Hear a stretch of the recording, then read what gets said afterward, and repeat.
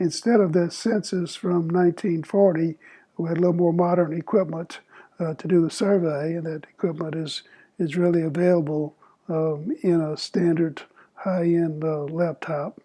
The survey was done by measuring signals on the east and west sides of the building, literally standing at a space where we could see the three different entrance doors, and measuring the Wi-Fi signals at that point, just to get an idea of the overall Wi-Fi within the building. Now, I mentioned earlier that all of these Wi-Fi access points broadcast their network name and other information. Remember, I said Joe's always saying, "Joe, here I am. My name is Joe. I can broadcast on this channel, and here's some other useful information about my signal." Well, that information is being broadcast 10 times a second by every access point. And many of you are familiar with setting Wi-Fi devices on your iPhone. Here's an iPhone view. You see that I'm connected to the Wi-Fi 3701, but down below that there's an option to choose a network, and there's several networks that are available for me to choose. Okay, this is the same kind of information that was measured throughout the building. Your phones, your laptops, your iPads, and other similar mobile devices all have the capability of reading these signals, their strength, and that other information. Now, I want to emphasize that in doing this, even though there was a listening to these signals, it was really not possible and not intended to interfere or understand any of the actual conversations going on. If you look at to the left where all those little lock icons are, every time you see a lock icon, it indicates that that's a password protected conversation, and I couldn't tell what's going on in that conversation at all. I can only tell the signal strength and other information, but no information about the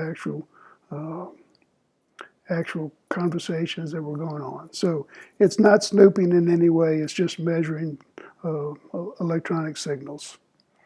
Now, here's an overall view of the survey results. There were 700 Wi-Fi radio signals measured in the building. Can you imagine that? 700. We've got 230 condos, and yet there are 700 Wi-Fi signals. Let's look at a little bit of a breakdown of those. There's about 300 pair of signals. That is, most of these are dual band, so there's physically one access point that's broadcasting both on the 2.4 and the 5 gigahertz. So about 300 pair of those. 170 of them are the Ubiquiti, the Wi-Fi access points that were recommended for the SpiresNet project. And 130 other pairs. Most of those were from Comcast. Quite a few are Apple, and then some others. There are 70 Xfinity hotspots. What an Xfinity hotspot is a Wi-Fi channel that's being broadcast from your Xfinity, your Comcast router, and it allows outsiders to join in and use your Wi-Fi router to connect to the internet. It's something that's not protected. It's an open, unencrypted connection. Comcast is kind of sneaky about doing this, and several years ago they started doing this. And the idea is to kind of blanket the space with connectivity through their system. Besides these Wi-Fi access points, it turns out there were about 25 printers that are also operating as their own little Wi-Fi broadcast station. and 10 or so televisions and Rokus and other entertainment devices that were doing the same.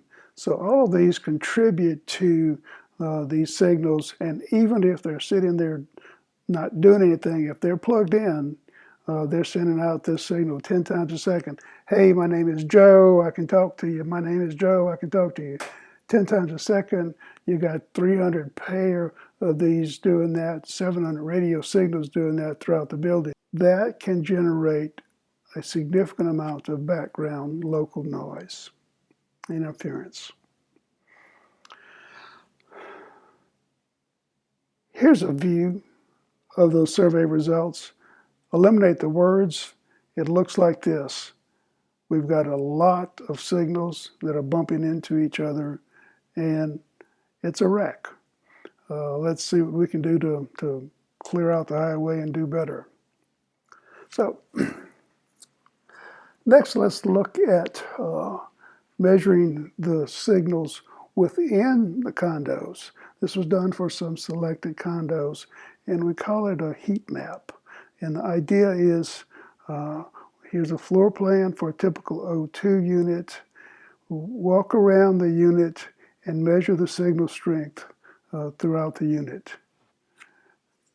This color-coded results then show the signals in this O2 unit. The kind of the red or rusty red color is a very strong signal, and it's in the vicinity around the actual Wi-Fi access point. The signal strength drops off to orange and yellow and green, in this case in the living area. And this signal strength is really quite adequate for the space we see here. So green is a good signal, a good strong signal. It's what we normally expect. Now, this diagram shows the signal strength. If, on the other hand, we account for the signal noise, that interference in the same space, we find out that the picture is a little bit different. There's still some space with a strong signal, even with the noise. However, if you look over into the living room balcony area, there we drop off into this blue color, and in that case, the signal strength is really not satisfactory for a good stable conversation. So here was a case where, for some reason that we're not sure about, there would seem to be a significant amount of interference in the living room. There's reason to believe that that was a result of one of the Comcast Xfinity boxes that was attached to a television set in the living room. Not 100% sure about that, but there's a pretty good idea that that was the cause, because after removing that, this interference signal seemed to go away. Here's the same picture, except that now we can see the two side by side.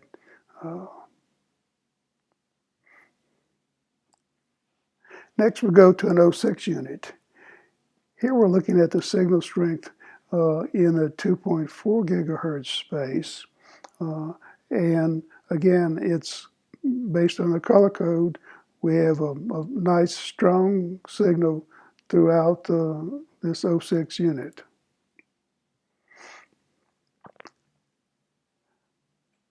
This picture here is really the same thing we just saw, but scaled down so that we can bring in some additional information.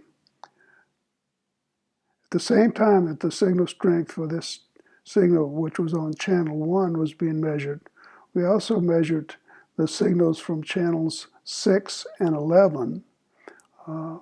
And you see here the primarily green space.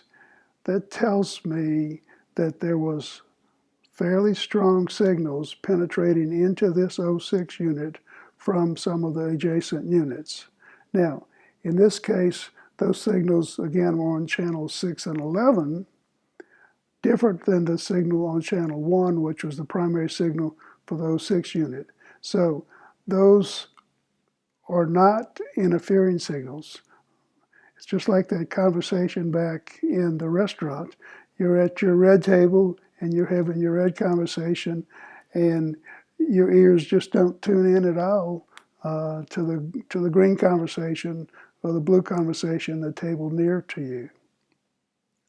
Now, some additional signals were measured, and here's some channel 1 interference, and again some fairly strong green and yellow signal that's penetrating into this O6 unit, and in this case I believe it's coming from some radio transmitters that are 2 floors below the O6 unit.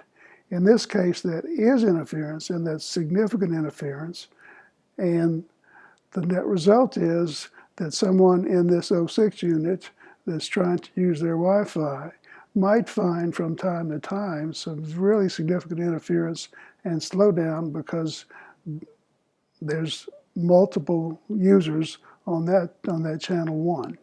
The solution to this problem is to change this channel 1 interference signal to have that condo use channels 6 or 11.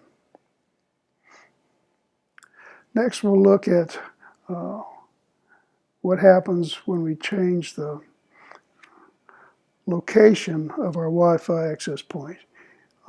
This is for an O1 unit, and the Wi-Fi access point is in the standard location inside the closet. And here you see, and it's a 5 gigahertz signal. It's got a nice strong signal nearby and a green signal basically throughout the condo, with the exception of the balcony where the signal falls off significantly. If we move that Wi-Fi access point from the closet to the wall just outside the closet, so it's being moved about 2 feet, we see that coming out of the closet lets that signal be much stronger throughout the space. Now we have primarily the red signal throughout, whereas primarily we had green signal before. We still have a kind of a dead spot out on the balcony. Next, we'll look at the 2.4 gigahertz signal both inside and outside the closet. Here's the 2.4 gigahertz signal coming. It's mounted in the closet, and if you compare that with the 5 gigahertz signal on the left, again you can see the significant difference in the signal strength. The 2.4 gigahertz having longer range and able to penetrate the various walls much better than the 5 gigahertz. If we were to take that 2 gigahertz transmitter and place it outside, then we find out that we have this entire condo blanketed in a really strong signal, and the balcony's got a signal that's the green, which is really quite good for the overall performance. So the idea of our setup is that our various devices, our tablets, our laptops, or other mobile devices, if they are roaming around, they may be connected either to the 5 gigahertz or the 2.4 gigahertz radios. And if the signal gets too weak, then it'll switch from the 5 gigahertz to the 2.4, the stronger signal. But this dual band pair is really a nice way to deal with the trade-off between speed and distance with our signals, and it fits the spaces of our condos very nicely.